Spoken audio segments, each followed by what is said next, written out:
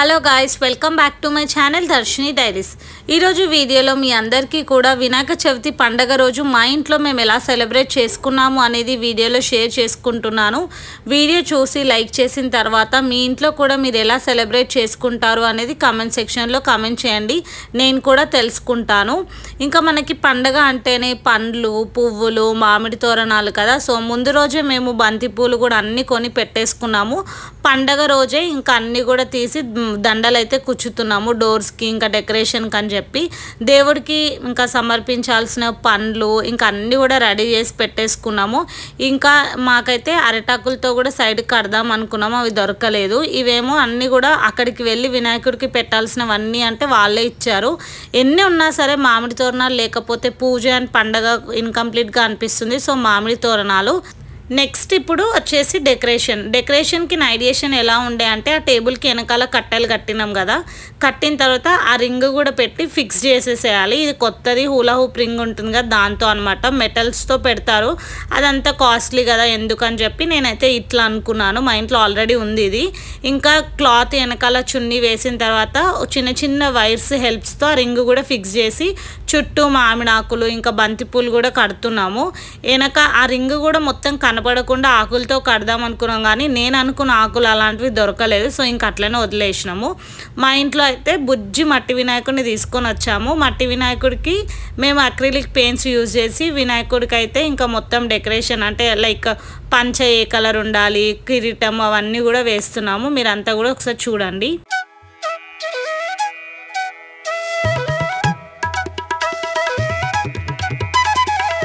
ఈ అక్రిలిక్ పెయింట్స్తో వినాయకుడికి కిరీటం అవన్నీ కూడా కలర్స్ వేద్దామని చెప్పి మా చెల్లి అనింది. సో ఇద్దరం కలిసి ఇలా అయితే పెయింటింగ్స్ వేసాము. పెయింటింగ్స్ వేసిన తర్వాత మా వినాయకుడు ఎలా ఉన్నాడో కామెంట్ సెక్షన్లో కామెంట్ చేయండి. ఇంకా తర్వాత ఇంకా వెనకాల రింగ్ అంతా కూడా ఫిక్స్ చేసిన తర్వాత వినాయకుడికి ఒక ఎత్తు పైన గద్దె టైప్ పెడతారు కదా. సో మా ఇంట్లో చెక్క ఉంటే అదైతే పెట్టాము వినాయకుడికి బేస్కి. ఇంకా చిన్న పూలమాల కూడా నేనే రెడీ చేసిన.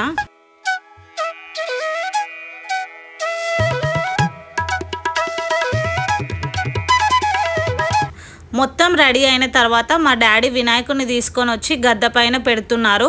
అంటే వినాయకుడిని బయట నుంచి తీసుకొని వచ్చి ఇంట్లోకి మనం అలా పెడతాం కదా. సో పెట్టిన వెంటనే ఇంకా దేవుడికి అయితే మేమే చేసాము జంజనము. ఆ జంజనం కూడా వేస్తున్నారు మా ఫాదరు. తర్వాత ఇంకా దేవుడికి కుచ్చిన మాల ఉంది కదా మెడలో వేయడానికి, ఆ దేవుడికి ఆ గులాబీ పూల చామంతి పూల దండ కూడా వేశారు. ఇంకా తర్వాత అందరం అయితే కంకణాలు అయితే కట్టుకున్నాము మామిడాకులతో చేసినవి. ఈసారి అయితే ఇలా సింపుల్గానే చేసుకున్నాము. ప్రసాదాలు కూడా ఎక్కువ ఏం చేయలేదు, కొంచెం హెల్త్ బాగాలేదు అండ్ టైం కూడా లేకుండే.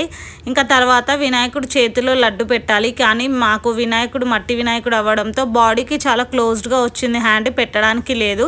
ఇంకా అందుకే లడ్డు అయితే పక్కన పెడుతున్నాము. ఇంకా తర్వాత దీపం పెడతాం కదా దేవుడి ముందు. ప్రతి సంవత్సరం మేము ఇలా కొత్త దీపాంతంలోనే మట్టి దాంట్లోనే మేమైతే దీపం అయితే వెలిగిస్తాము. 5 days ఇంట్లో పెట్టుకుంటాం. 5 days కూడా దీపం అనేది ఆరిపోకుండా చూసుకుంటూ ఉంటాము. తర్వాత ఇంకా దేవుడికి ఇష్టమైంది గరక కూడా మా ఫాదర్ అయితే పెట్టేశారు.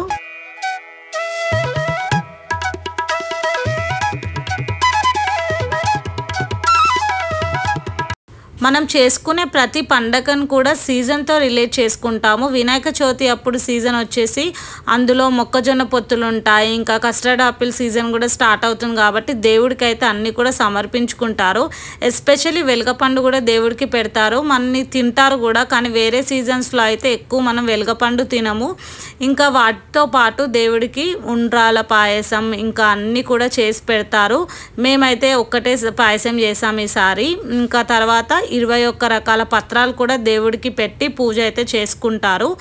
నాకైతే అవి చాలా వరకు పేర్లు తెలియదు, కానీ అక్కడ వెళ్ళి అమ్ముతుంటే తీసుకొని అయితే వచ్చాము. నాకు అందులో తెలిసింది ఒక్కటే గరక అండ్ బిల్వపత్రం, ఇంకా దానిమ్మకాయ ఉంటుంది కదా ఆ చెట్టు, అది కూడా ఆకులు అయితే దేవునికి పెడతారు. సో అన్నీ కూడా దేవుడికి పెట్టేసి లాస్ట్కి అయితే దీపం ముట్టించి ఇంకా హారతి ఇచ్చుకొని పూజ అయితే చేసుకున్నాము. ఇంకా మా దగ్గర దేవుడిది కథ బుక్ లేదు కాబట్టి యూట్యూబ్లోనే పెట్టుకొని కథ అయితే విని పూజ అయితే చేసేసుకున్నాము. ఇలా సింపుల్గా మా ఇంట్లో అయితే మేము వినాయక చవితి పండగ చేసుకున్నాము. మీరు ఎలా చేసుకున్నారు అనేది కామెంట్ సెక్షన్లో కామెంట్ చేయండి.